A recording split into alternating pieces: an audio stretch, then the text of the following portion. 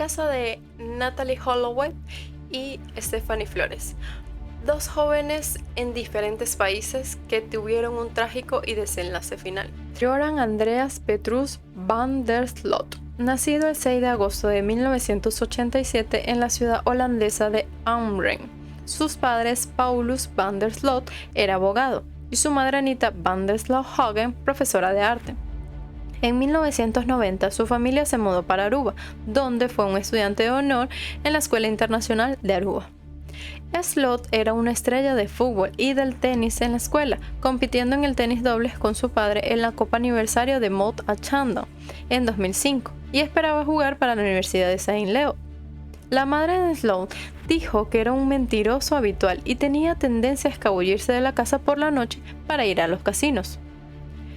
El 29 de mayo del 2005, van der Sloot conoció a Natalie Holloway en el bar Carlos Charles en el centro de Oranjestad, Aruba.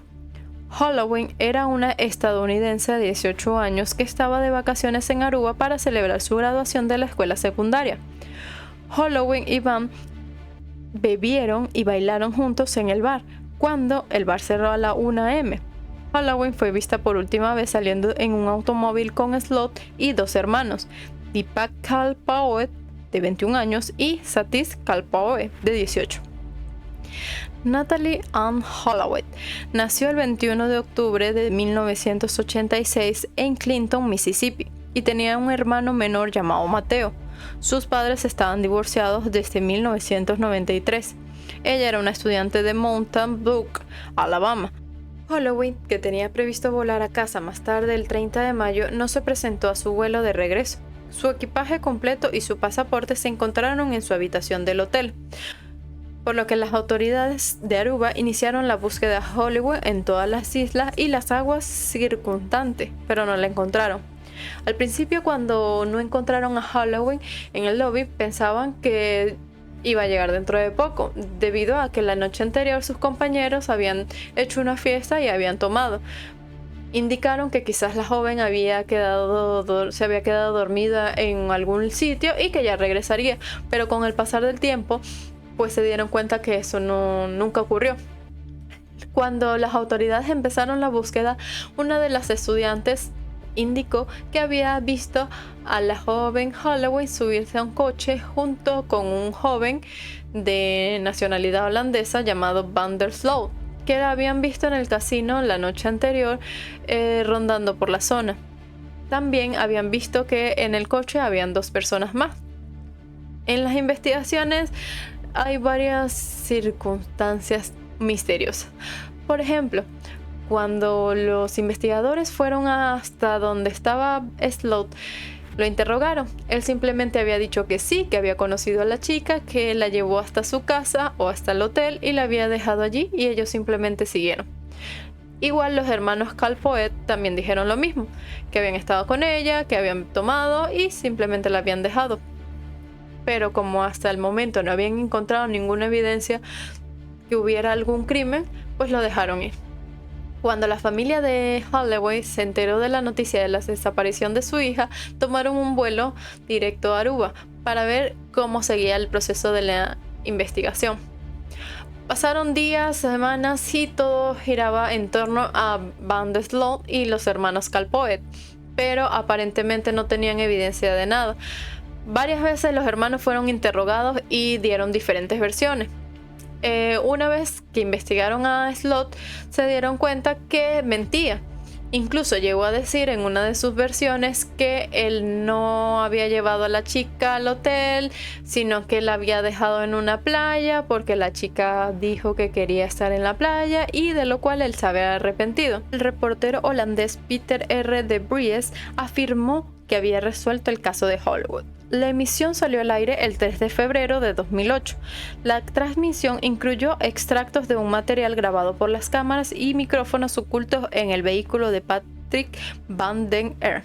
Supuestamente, en la grabación que indicó Vries, dijo el joven van der Sloot que Ambos, tanto Holloway como él, estaban fumando sustancias ilícitas cuando de repente la chica convulsionó y él trató de reanimarla, pero no daba reacciones de vida, por lo cual, preocupado y asustado, llamó a un amigo. Ese amigo le dijo que tirara el carro y que actuara como si nada hubiese pasado. Más tarde, durante esas grabaciones, el reportero dijo que esa era la confesión que él había encontrado, pero el joven Van der Sloot estaba bajo las sustancias que él mismo le había proporcionado, por lo cual su testimonio fue en vano.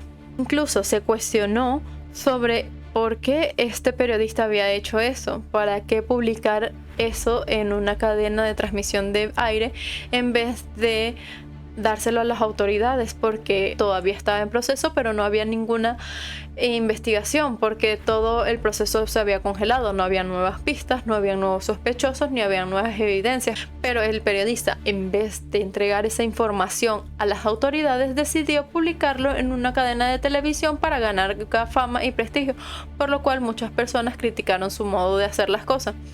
Más tarde, el mismo Sloat dijo que él solamente le había dicho a ese reportero lo que él quería que le dijeran y que no tuvo nada que ver con la muerte ni la desaparición de Holloway. Los años avanzaban y aún no había ninguna información sobre qué había pasado realmente con Natalee Holloway.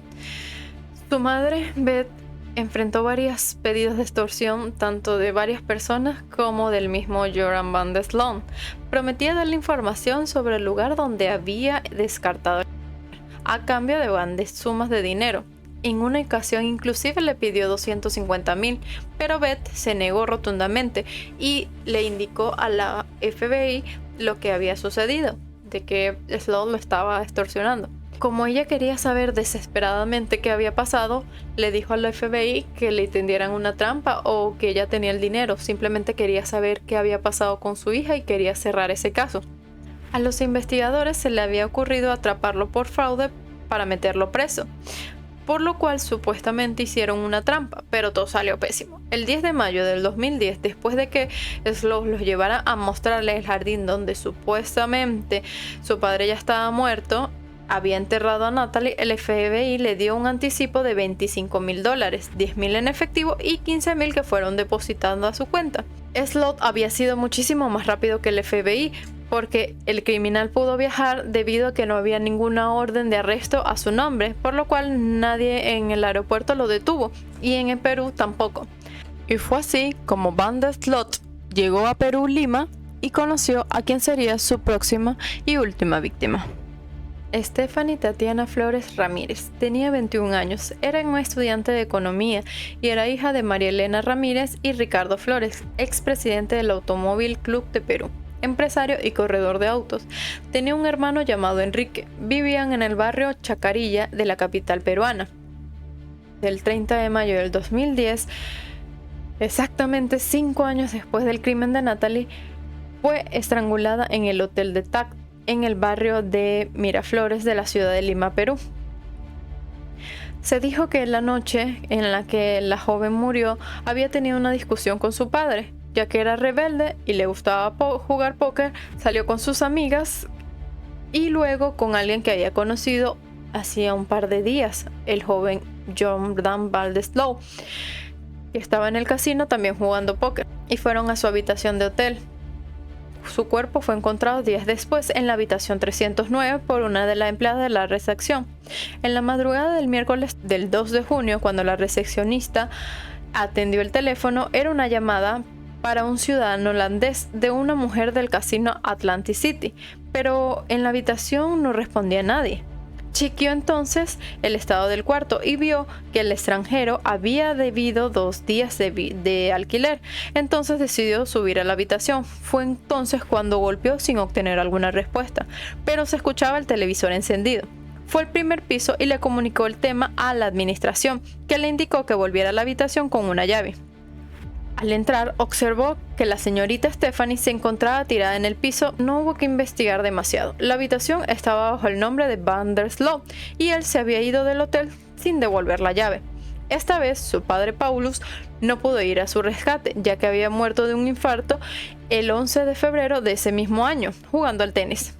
Fue detenido el 3 de junio en Chile y deportado a Perú en menos de 24 horas, y confesó. Las causas de deceso de Stephanie fueron hemorragia cerebral y fractura de cuello. Sloat se defendió diciendo que había salido de la habitación para comprar 2 cafés y que al volver había encontrado a Stephanie revisando su computadora portátil, asustada porque había encontrado información del caso de Halloween. La furia le sobrevino y la paranoica del FBI que había hecho terminar asesinándola. Reveló que ella estaba muy atemorizada por lo que había leído en su lacto sobre el caso de Natalie y empezaron a pelear. Después de la discusión, ella había querido escapar y él afirma que le pegó en la nariz con el codo derecho. Con un movimiento de karate le dio un golpe en la nuca, la estranguló durante 1 minuto y la terminó asfixiando con su remera ensangrentada. La violencia utilizada por Van Sloat era impactante. Además, faltaban $5,000 de Stephanie que había ganado en el casino. Fue juzgado por el homicidio de Stephanie y declarado culpable de asesinato y condenado a 28 años de cárcel. El 7 de junio del 2010, Van der Sloot confesó haber golpeado a Flores y luego procedió a asfixiarla. Esto debido a que la joven había investigado sobre Sloat, dándose cuenta de todas las cosas que había hecho en el 2005 relacionado con el caso de Natalie Holloway. Una vez al confrontarlo, Sloat se preocupó, le entró la paranoia y le dio miedo de lo que pudiera hacer Stephanie, por lo cual la golpeó y luego, tendida en el piso, procedió a estrangularla y se dio la fuga a Chile, donde luego fue deportado. Más tarde, trató de retractarse formalmente de su confesión, alegando de que había sido intimidado por la policía peruana y tendiendo una trampa por el FBI. Un juez peruano dictaminó el 25 de junio del 2010 que la confesión era válida, y el 13 de enero del 2012 Van der Sloot fue condenado a 28 años de prisión por el asesinato de Flores. En enero del 2023 se añadieron 18 años adicionales a su condena por tráfico de cocaína mientras estaba en prisión. El 8 de junio del 2023, Sloat fue extraditado a los Estados Unidos para enfrentar un juicio por extorsión y fraude electrónico. Ambos cargos relacionados con la desaparición de Holloway. El 18 de octubre del 2023 admitió haber asesinado a Holloway en una carta de oferta que se publicó después de que se declarara culpable de otros cargos asociados en el Tribunal de Distrito de los Estados Unidos para el Distrito de Norte de Alabama. Tristemente, hasta el día de hoy no se han podido encontrar los restos de la joven Holloway, pero todos saben que habría fallecido ese 30 de mayo del 2005 en aquella playa de Aruba. Van der Sloot hasta ahora no se arrepiente de los actos que había cometido y negó en muchas oportunidades dar la verdadera información a la policía. De hecho, en una de sus confesiones hacia los periodistas, porque tuvo múltiples entrevistas, hasta un libro publicó, donde indicó que esta había sido la peor investigación policial, que él hizo y deshizo lo que quiso con los policías, debido a que en múltiples de sus interrogatorios él siempre mentía y siempre les dijo a la policía cualquier cosa y nunca tenían pruebas para condenarlo. ¿Fue coincidencia, casualidad o cosas del destino que ambas mujeres hayan sido asesinadas el mismo día, el 30 de mayo, pero con 5 años de diferencia? Es algo sumamente extraño, ¿no?